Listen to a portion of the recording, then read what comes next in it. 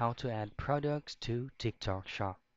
And first things first, we won't be able to add any products to we want to sell directly from the TikTok application or TikTok Shop. So just close this temporarily and then just head out to your Google Play Store.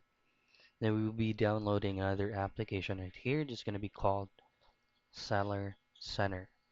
Now just have to download and install this application here, just called TikTok Shop Seller Center. Now, for you to be able to post products that you would be selling and will be available, and of course, you have to complete this specific security reasons right here. So you just have to log in using your TikTok credentials, and then you will be redirected in here.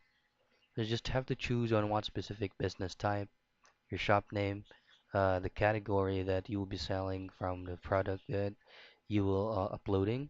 You can choose an ID and a certificate of registration so you are from the Bureau of Internal Revenue or from the BIR. And then the phone numbers and the email addresses that you already used is actually gonna be the same. So this is easy. Once you have been approved on the documents that you uploaded, you can just easily post the products. You choose on upload or insert products and there just have to fill out the information or the specification of your product. And that's it. That's how you add products to TikTok Shop.